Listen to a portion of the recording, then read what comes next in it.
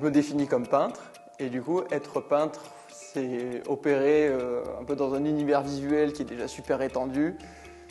Au moment où on prend le pinceau, on a des milliers d'années d'histoire de la peinture qui sont derrière soi, qui sont des choses qu'on a vues, qui nous influencent sans même qu'on le sache. Tout ça, ça constitue un univers visuel et c'est s'intéresser à ce qui se passe dans cet univers visuel, c'est-à-dire d'un côté les nouvelles choses qui y arrivent, qui modifient cet univers visuel, les nouvelles manières de voir, les nouvelles manières de produire, de faire. Et moi plus particulièrement, il y a une force, un mouvement dans cet univers visuel auquel je m'intéresse plus particulièrement, c'est le thème de l'effacement. L'idée qu'au fur et à mesure qu'il y a des nouvelles choses qui arrivent, des nouvelles manières de voir l'image, de nouveaux types d'images qui s'entrechoquent et qui arrivent, elles nous font à la fois revoir les anciennes d'une certaine manière, mais aussi ça passe par l'effacement, des images qui remplacent une autre, qui en modifient la vision, qui vont par-dessus. C'est ce mouvement-là qui m'intéresse beaucoup.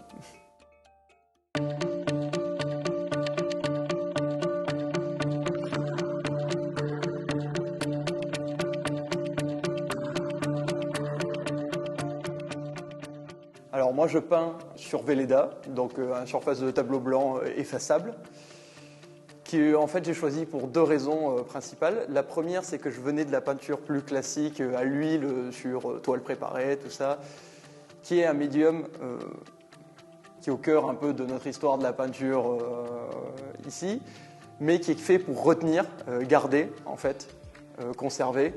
Et je voulais quelque chose qui soit un peu à l'inverse de ça, qui soit un médium qui permette, non pas le repentir, mais l'effacement, c'est pour moi quand même deux choses assez différentes, et qui est au contraire d'avoir une texture qui cherche à retenir, à garder, à s'imprégner, et avoir quelque chose qui laisse passer, qui laisse filer, et qui permette justement de délier à la fois le geste et la pratique, on va dire.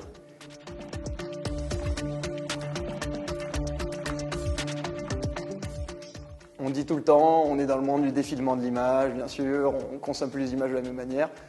Moi qui suis né dans la culture de l'écran, qui ai grandi dedans, c'était un peu une manière de m'intéresser à ça, au verso, c'est-à-dire d'attaquer la peinture par un côté où justement on est dans un monde où les images elles défilent, elles se remplacent les unes les autres et elles ont un temps d'existence qui peut être très court en fait.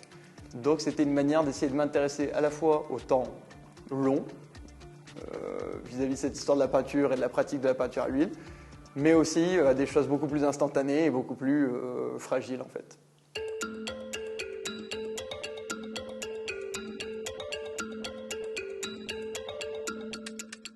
Pour moi, c'est important d'innover.